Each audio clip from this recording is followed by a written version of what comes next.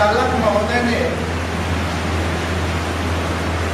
मुझे कुछ कहने का निर्देश दिया है कि हम यहाँ आए हैं तो हम अपने साथियों से क्या चर्चा करने आए हैं और डॉक्टर अम्बेडकर राष्ट्रीय एकता मंच क्यों बनाए हैं, इसका क्या मकसद है, उसके विषय में मैं कुछ बताऊं।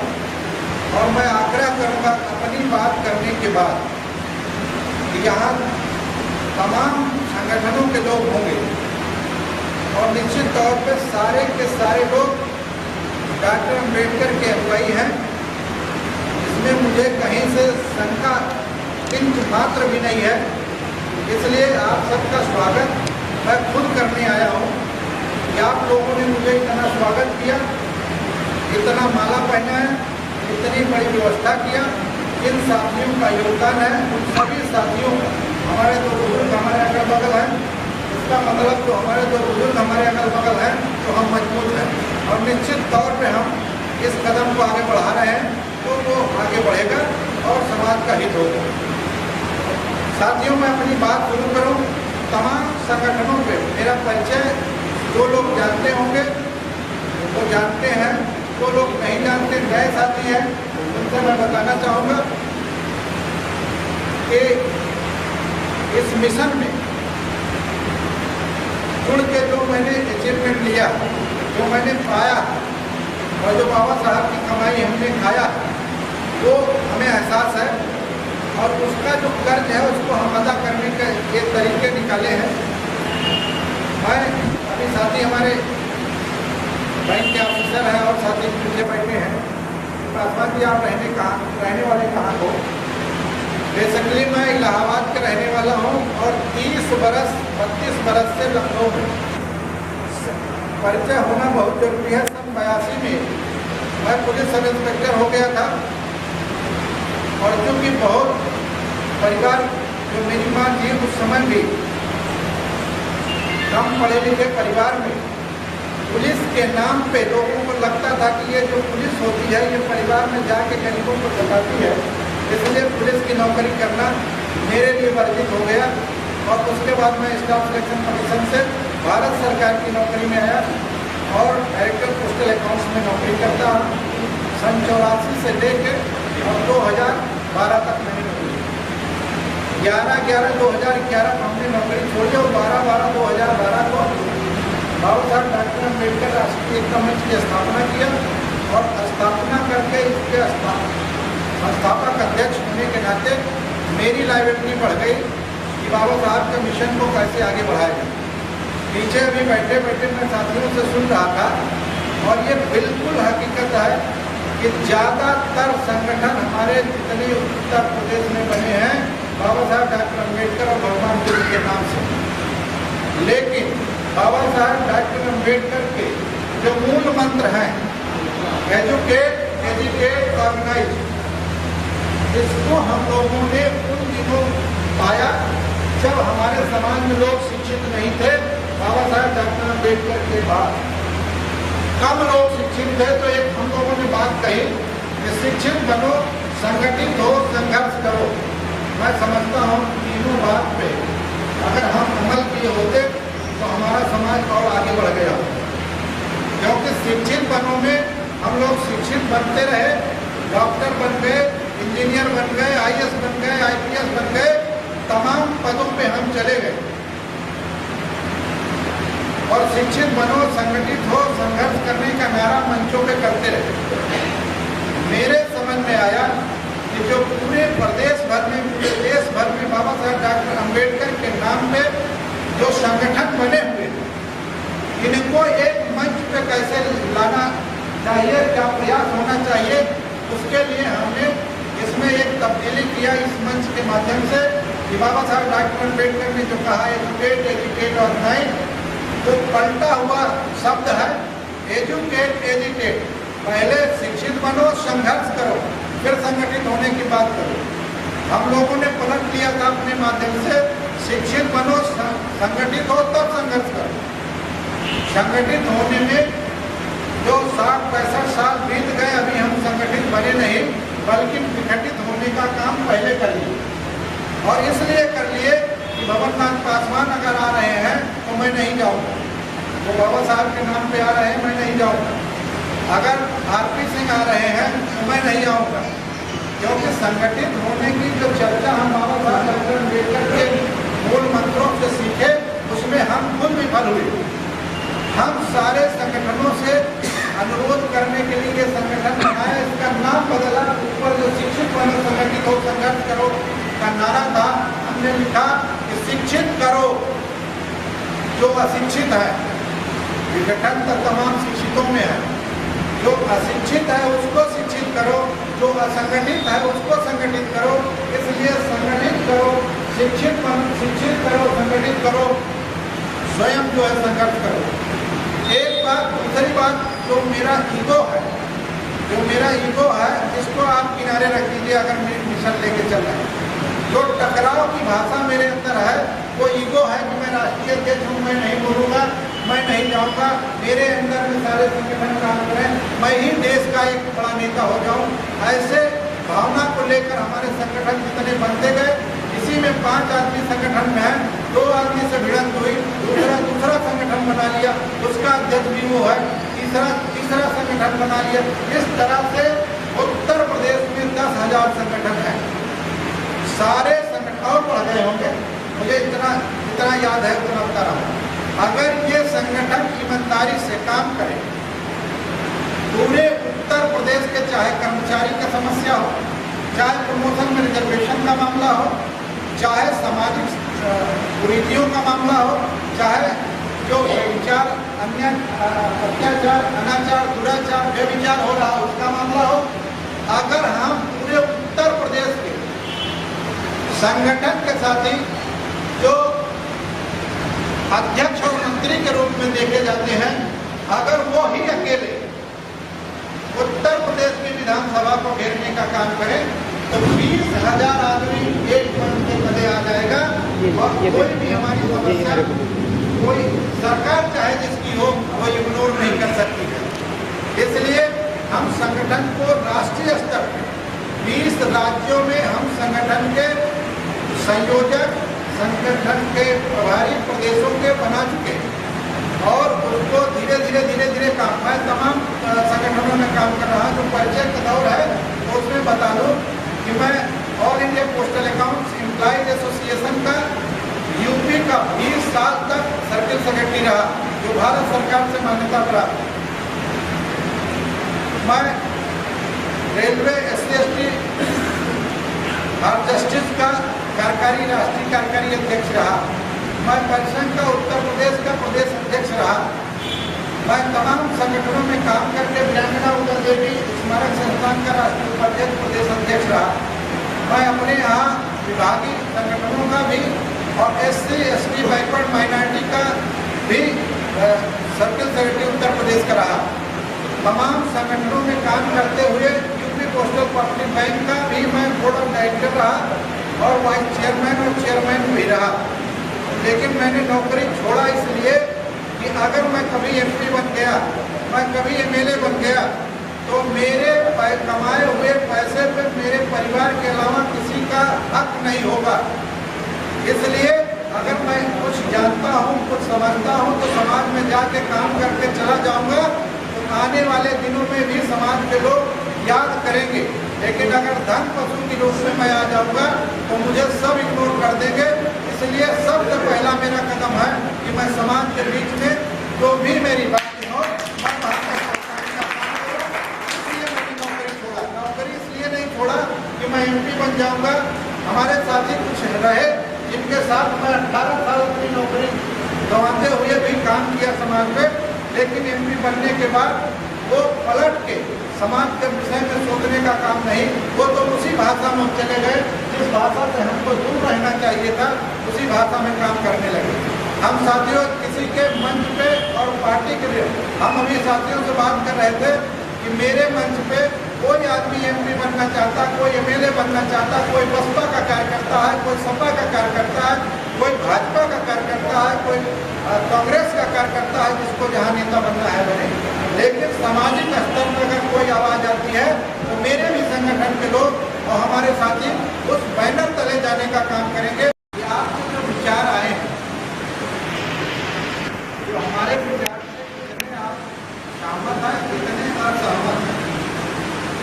बाद हमारी एक बैठक होती है, समिति बनती है, उसके संगठनात्मक ढांचा होते हैं, उसमें हम उसको हल करते हैं।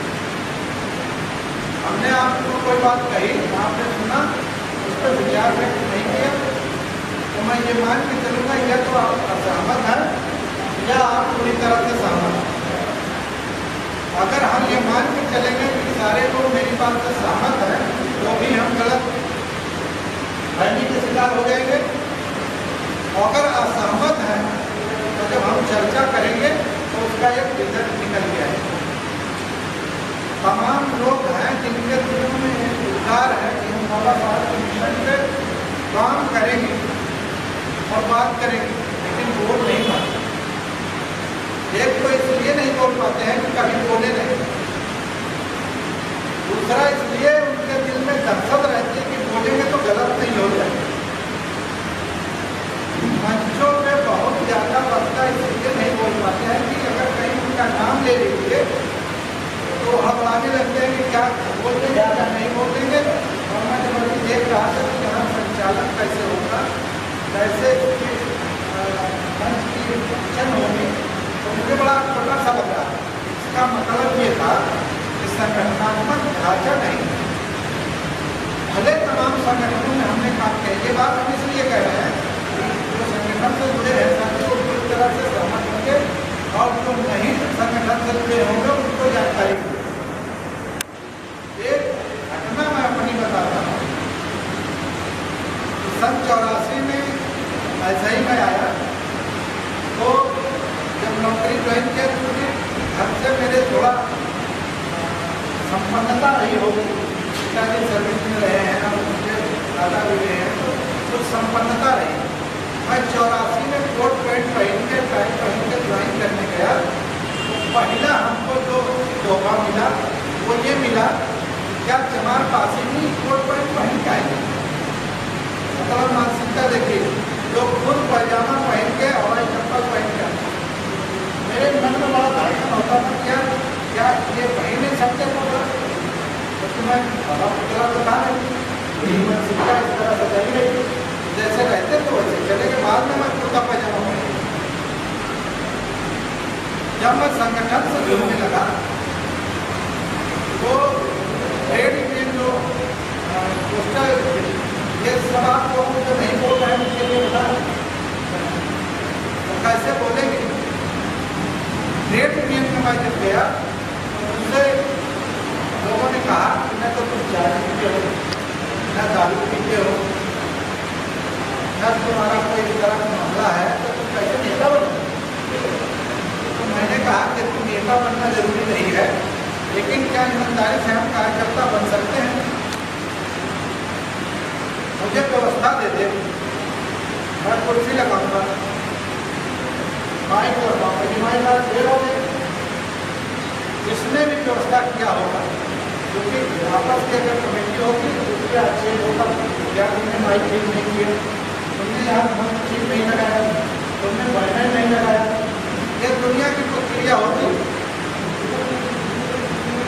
और अगर सब कुछ ठीक होता, जिसने गड़बड़ किया है उसका नाम तब नहीं लिया गया, और जब ठीक होता तब भी उसका नाम लिया जाता। क्या व्यवस्था किसने किया था? मैंने निर्णय किया कि मैं कुर्सी उर्सी लगाऊंगा, मैं दरी बिछवाऊंगा, लेकिन मंच पे नहीं आऊँगा। क्यों? भाई जब बोलने नहीं आता है, मंच पे जाएंगे तो बुलवा लेंगे, बोल पाएंगे नहीं, इसलिए हम समय करके अपना कार्यकर्ता बने रहेंगे। फिर उन लोगों ने आपको कोई बात नहीं। जब हमारी व्यवस्था ठीक होने लगी, तो मीटिंग जो है सुचारू रूप से लगने लगा, तो जब भी बात हो, भले मीटिंग में नाम मेरा ना लिया जाए, लेकिन जब मीटिंग खत्म होती थी, मतलब ये आप इसको औपचारिक समझे ना, औपचारिक समझे, ज्ञानवर्धक बात है मेरे ऊपर।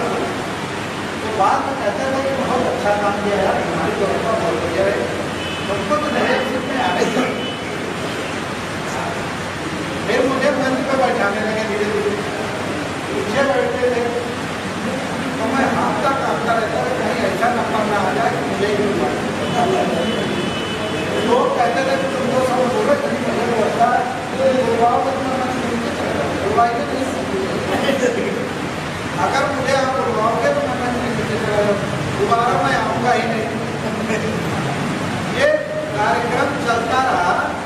4-5 साल तक मैं मंच बनाता रहा, मंच से बैठाता रहा, माला ले आता रहा, माइक करवाता रहा, जो भी करता रहा। जब पोस्टल डिपार्टमेंट का भारी आंदोलन हुआ, बाइफरकेशन का मामला निकला, तो सारे लोगों को दिल में दर्द हुआ। जैसे आज प्रमोशन जनरेशन का मामला है, सारे कर्मचारी अधिकारी भले नहीं जा रहे हैं, तबाह हो रहे हैं, इमोशन हो रहा है, उनका हर तरफ उत्पीड़न हो रहा है और उनके मन में लग रहा कि हमें लड़ना चाहिए। उन दिनों जो लखनऊ में बसा था उसको पीलीभीत भेजा जाएगा, जो लखनऊ में था उसको बलिया भेजा जाएगा, उसका दो हाथ हो जाएंगे, परिवार यहाँ चलाएगा तो वहाँ चलाएगा। बड़ी कठिन समस्या थी। ये बात जुड़ी हुई नहीं है कि मेरे जीवन से जुड़ी है, इसलिए मैं बता रहा हूँ। जब ये बात आई सामने तो मैं नीचे बैठा था और जो वरिष्ठ नेता हमारे थे वो चाहते थे कि एक वक्ता तो बहुत फिट है, लेकिन वक्ता भी बहुत फिट होना चाहिए। ज्ञान है, सब कुछ है, लेकिन बोलता क्यों नहीं? जब वो हमको पीछे से ऐसे कहे तो मैं धीरे धीरे इसलिए मेरे पास साहस नहीं थी बात करने की। मेरे जानकारी तो था, लेकिन व्यक्त करने की साहस नहीं थी। जब भारी भरपूर भीड़ थी और सारे वक्ता बोलते अभी आप संचालित कर रहे हो, इसमें काफी लोग ऐसे सोच रहे होंगे कहीं मेरा नाम बोला दिया जाए, मैं आऊँ नहीं, कहीं मेरा नाम बोला दिया जाए, मैं आऊँ नहीं। ये जो शिक्षित करो का नारा है, ये इस तरह के नारे किसी पर लागू होते हैं कि आपका एक क्लास चलेगा। आप जय भीम भी करके चले जाओगे तो अच्छा लगेगा, जय भीम नमो बुद्धाय करके जाओगे तो अच्छा लगेगा, आप दो शब्द अपने विचार बता के आओगे तो अच्छा लगेगा, आप कार्य रूप में समर्पण देके जाओगे तो अच्छा लगेगा, लेकिन आपको यहाँ तक आना है। ये मंच हमने बनाया है, ये सारे लोगों का मंच है, एक व्यक्ति के नहीं है। किसी को माला पहनाइए, उसी को प्रशंसा करिए, वही सब करेगा। जब तक सारे लोग नहीं मिलेंगे तब तक करने। और जब भारी भरकम भीड़ थी तो एकदम खत्म हो गया। लास्ट वक्ता भी बोलने को रह गया तो वो हमारे वरिष्ठ नेता वो कह रहे हैं जब तो सब समाप्त हो गया तो करने को बोल के खत्म करें। और उसी दिन 4-5 साल बाद मुझे धीरे से उन्होंने कहा कि मैं इसको बोल समाप्त करूँगा। और बोलने से पहले उन्होंने कहा कि मैं अपनी बात शुरुआत करूँ, मेरे बीच में बहुत उजारू ये भुवनलाल पासवान की है, 2 शब्द जो अब मैं भाग भी नहीं सकता मैं भाग भी नहीं सकता था। मैंने कहा बस 2 शब्द, बस इतना कह दो कि जो कार्यक्रम हुआ है ये बहुत सफल रहा और जिन लोगों ने इसको आयोजन किया है उन सबको बधाई। इतना कह के बैठ जाओ। मैं तो बोलने खड़े वो सबके सामने यही बात कह रहे थे कि तुम सिर्फ इतना मानता हो ये जो कार्यक्रम है इसकी सफलता में बधाई देता हूँ और जो भी कार्यक्रम किया है उन लोगों को टीम को बधाई, ये कार्यक्रम सफल है, इससे ज़्यादा नहीं। वो खुद बोल रहे हैं और यही तुमसे कहवा रहे हैं कि तुम्हें कहना। मैं बड़े साहब के साथ खड़ा हुआ, हाथ पैर हिल रहा था, कहीं ऐसा न हो कुछ गड़बड़ हो। मेरे मन में एक शहर आया, उन दिनों की बात मैं बता रहा हूँ। हमने तो था कि हमें कुछ करना है। मैंने एक शहर सुनाया कि साथियों ये जो कार्यक्रम हुआ है ये बहुत सफल रहा है और इस लड़ाई में हमको बढ़ चढ़ के काम करना है। मैं एक शहर के साथ अपनी बात को गया, वो लाइन हो गई, एक लाइन में जो उन्होंने सिखाया उतना ही हमने बोला और दूसरी लाइन में अपने से जोड़ा, साथियों आपको बधाई, ये कार्यक्रम बहुत सफल है। मैं अपनी बात को 1-2 लाइन में समाप्त करता हूँ कि तुम शेर हो, शेरों की तरह वार संभालो। तो कठिन मामला है, उसमें मुझे बोला कि तुम शेर हो, शेरों की तरह वार संभालो, मेहंदी छुड़ाओ, हाथ की तलवार संभालो। कि तुम शेर हो, शेरों की तरह वार संभालो और मेहंदी छुड़ाओ, हाथ की तलवार संभालो और गफलत जो करोगे न लौटोगे वतन को, वो गज जमीन दूर है लौटोगे। अब ताली बजी, मुझे लगा कि कुछ मैंने कहा और मैं बैठ गया हाथ देखा। ये प्रशिक्षण है। मैं हाँफते कांपते बैठ गया और पीठ बगल से हमारे वरिष्ठ ने थपथपाया, बहुत बढ़िया संदेशा दिया।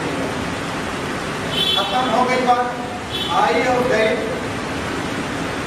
दूसरा जब सम्मेलन हुआ फिर हमने वही काम किया, फिर मुझे बैठाया गया, फिर कहा गया कि वही एक सेट शुरू करो और उतना ही बोल के बैठ जाना। साथियों 4-5 जगहों पर वही सेट बनाया।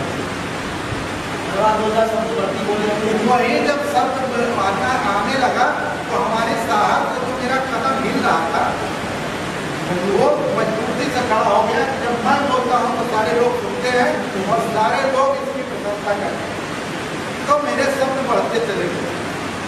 आज के पोजीशन ये है कि अगर बुला लिया गया मुझे और बोलने का अवसर नहीं दिया गया तो मुझे लगता है यार मेरा अनुभव मुझे बोलने को मौका नहीं दिया। ऐसे तमाम वक्ता हमारे बीच में है जो तमाम संगठनों के लीडर हैं।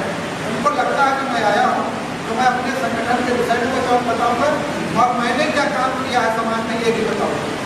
अगर उनको अवसर नहीं दिया गया तो वो थोड़ा से अपमानित होते हैं, असहज होते हैं।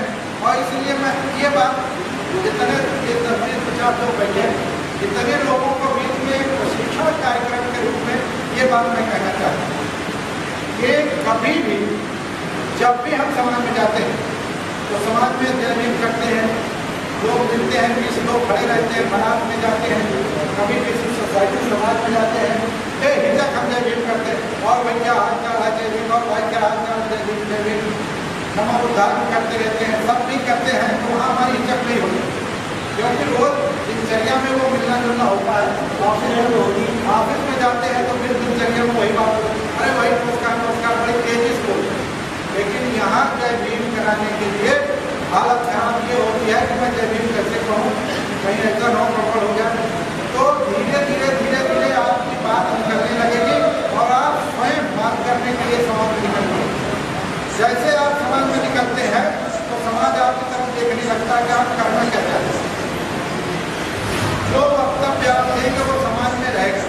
बाबा साहब ने अभी हमारे यहाँ कह रहे थे कि हमने जो बाबा साहब के 3 मूल मंत्र और 5 मूल मंत्र, अभी आप 5 मूल मंत्र की बात कहा, बाबा साहब ने 3 मूल मंत्र कहा और 5 रास्ते हमें बताया जिसको हमको समाज से एकदम विरक्त रह के करना है। हमें ये काम नहीं करना, 3 काम तो करना है लेकिन 5 काम नहीं करना। वो 3 काम हमें बताया बुद्ध के शरण जाने के लिए कि हमें बुद्धं शरणं गच्छामि, धम्मं शरणं गच्छामि और संघं शरणं गच्छामि। ये 3 के शरण में तो मुझे जाना, लेकिन 5 काम नहीं करना। 5 कामों में मुझे वो काम नहीं करना है जो तथागत बुद्ध ने, ये जो साधारण उपासक लोग हैं, जो बुद्ध के दर्शन को मानने वाले लोग हैं, उन 5 बातों को मुझे नहीं करना है। वो 5 बात कौन है जो बुद्ध वंदना करते हैं, वो सब जानते हैं, मैं कोई नई बात बताने नहीं जा रहा। 3 बात जो हम रखते हैं वो भी सब जानते हैं, मैं बताने नहीं जा रहा, लेकिन उसको एक्सप्लेन करना चाहता हूँ कि कहते क्या। बुद्धं शरणं गच्छामि ये पाली भाषा है और इस पाली भाषा को हम पाली भाषा में समझते हैं तो उसका अर्थ दूसरा होता है, और उसको हम संस्कृत भाषा में समझते हैं तो उसका अर्थ दूसरा है। बुद्धं शरणं गच्छामि और बुद्धं शरणं गच्छामि दोनों का डिफरेंस कर रहा है। बुद्धं शरणं गच्छामि या बुद्धं शरणं गच्छामि, बुद्धं शरणं गच्छामि तो पाली भाषा है और बुद्धं शरणं गच्छामि संस्कृत भाषा है। संस्कृत भाषा में कहते हैं हम उसके शरण में चले जाएंगे और पाली भाषा में कहते हैं उसके मार्ग पे चले जाएंगे। बुद्ध का मतलब होता है ज्ञान से, और कैसे ज्ञान के मार्ग पे मुझे जाना है, जो बुद्ध को जो सिद्धार्थ को मिला है, ऐसे मार्ग पे चलने के लिए मुझे बुद्ध के मार्ग पे चलने की जो संकल्प देते हैं, जो हम बार बार दोहराते हैं, 1 बार 2 बार 3 बार, वो बुद्ध क्या है, उस बुद्ध का क्या मतलब है। अगर हम ये जान लेते हैं तब उसके मार्ग पे चलने का काम करते हैं। बुद्ध का मतलब होता है ज्ञान। ज्ञान सिद्धार्थ को प्राप्त हुआ, जिनका नाम खत्म, उनको बुद्ध कहने लगे। जब डिग्री मिली उनको बुद्ध कहने लगे, सिद्धार्थ खत्म। वो सिद्धार्थ भगवान नहीं कहते, बुद्ध भगवान तो कहने लगे, लेकिन बुद्ध भगवान भी हम नहीं कहना चाहते, बुद्ध कहने लगे।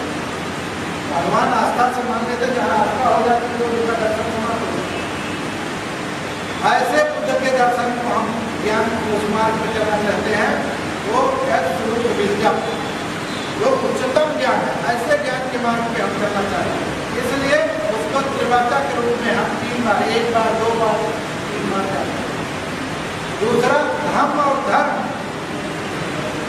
धम्मं शरणं गच्छामि और धम्मं शरणं गच्छामि। एक कहता धर्म के मार्ग पे हम चलेंगे तो हमारा बुद्ध धर्म बता देते हैं। धम्म मतलब होता है सत्य से, धम्म का मतलब धर्म से नहीं होता। तमाम बुद्धिस्ट लोग जानते होंगे धम्म का मतलब होता है सत्य। और कैसा सत्य होता है?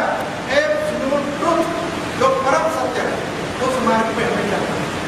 और तीसरा ये होता है कि संघम शरणं गच्छामि, ऐसे संघ के साथ चलना है, ऐसे संघ की कल्पना करना है जो अटूट, जो टूट न सके, इसको हम मान के चले। ये 3 मार्ग को तथागत भगवान बुद्ध ने हमें दिया और 5 मार्ग मना किया है जिसपे आपको चलना नहीं। जी सर, वो पाषाणी जो है अभी स्टेज पर है, तो मैं थोड़ी देर में बात करा दूँगा। कामेश्वरेच्छाचारा वेद शिक्षा, यही नंबर है। शूरा मेरे मध्य कलम धरना वेद शिक्षा। ये 5 चीज अगर हम अपने जीवन में उतार लेते हैं तो संसार में हमारे जीवन, हमारे परिवार, हमारे विकास में ये काम आगे बढ़ जाता है। अगर जीवन के आकारण हम क्या करते हैं, को आकारण जीवन क्या करते हैं, आकारण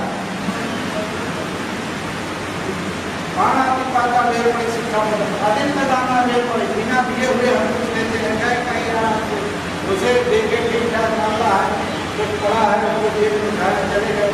आप पता नहीं कोई आया नहीं, भवन के पास आए थे, उन्हीं संख्या में ले गए। हमारा तो अपमान आए,